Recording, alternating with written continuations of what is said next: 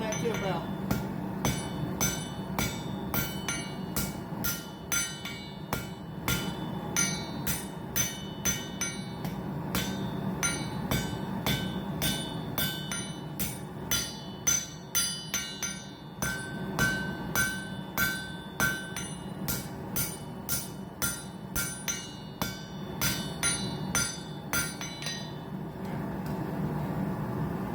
Start that curve, get back in the fire.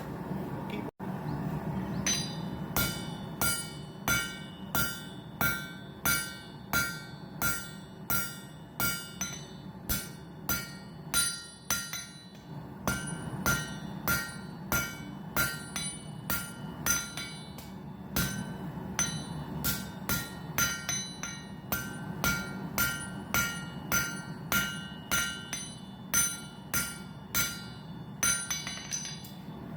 Alright, we're getting closer to our tip shape. So I'll probably switch over to a little bit smaller hammer and keep rounding this over till we get that good tip on there.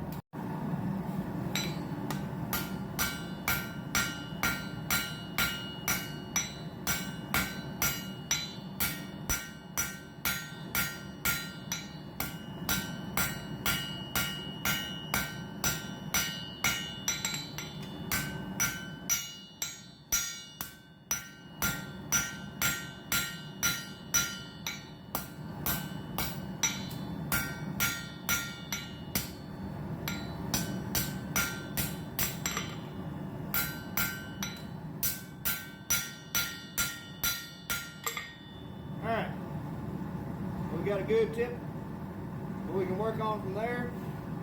You can see it's wider at the top than it is at the bottom, just from the compression of moving that material. So I'll take a couple heats and I'll get that back thinner. The blade needs to be thinner than what it currently is. Then we'll start moving the material for the handle after we get it segregated. Now we'll start working on the handle.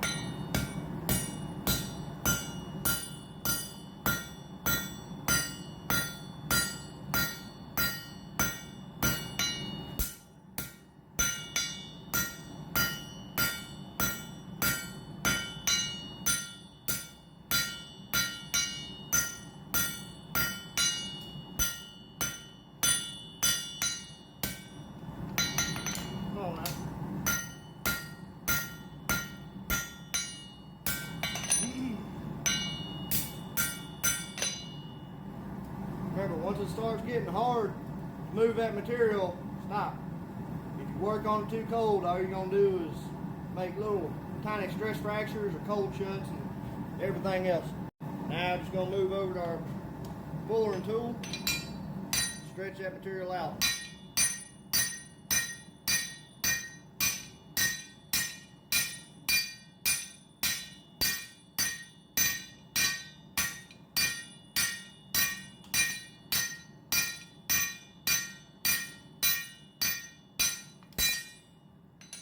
Oh yeah.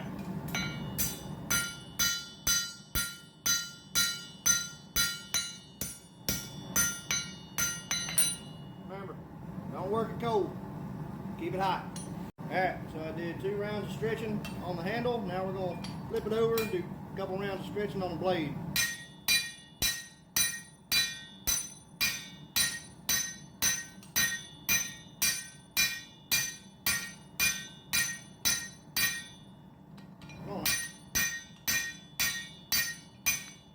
I don't want to get too close to that tip because it'll cool off before everything else does. But you can see we're slowly starting to get our blade shape that we want. Alright, so working on this, I started to get a little cold shut right up in there whenever I shouldered it on the corner of the anvil. So I'm going to hit it on the bench grinder real quick, grind that out just to make sure it doesn't make a crack later on. Okay, so started forging in some of the bevel. Right down in here where we're working on that finger well, you can see how I got some high spots on there. That's just from compressing the material. Now, you can see it's thicker right there too than anywhere else on the blade. So what I'm going to do is I'm going to get that flattened back out and even, and we're going to put a little bit of a round on the bottom of that handle to save me some grinding, and then we're more or less going to be done with this one. All right, I'm going to round off that handle.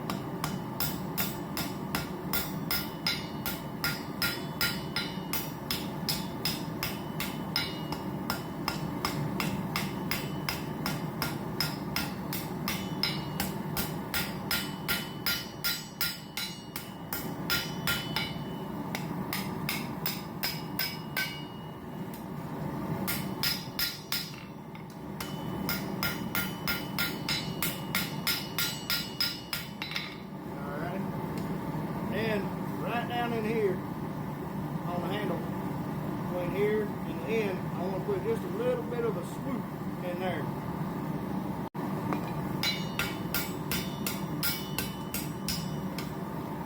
Have it?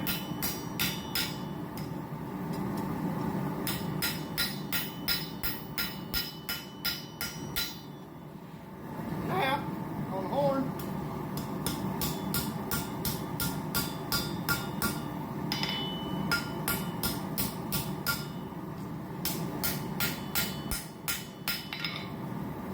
go.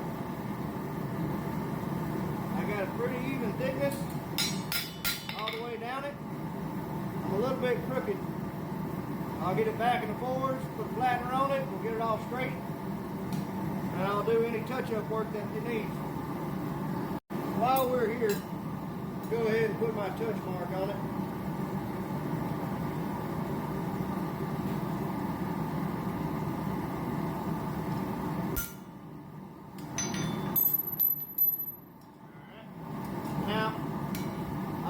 A little bit of straightening on the blade,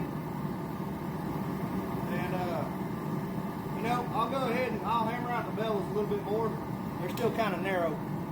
Now, I like to hammer my bevels in right here on the horn because it has a natural curve to it. It'll help work both sides pretty even. Keep it even.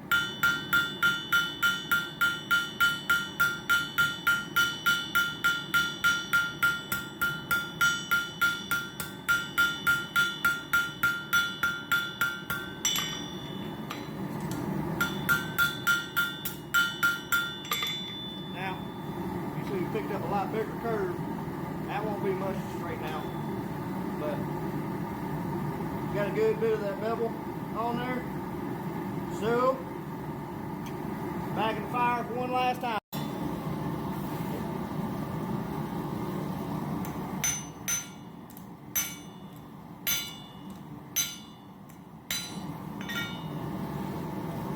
Now we got a little S curve.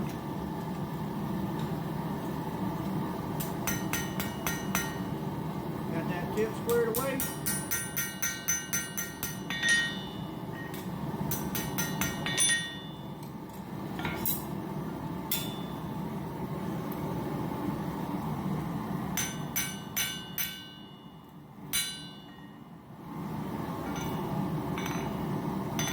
We don't have a spinning top on it.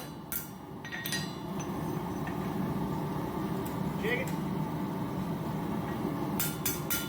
Tip does not want to cooperate where it's down.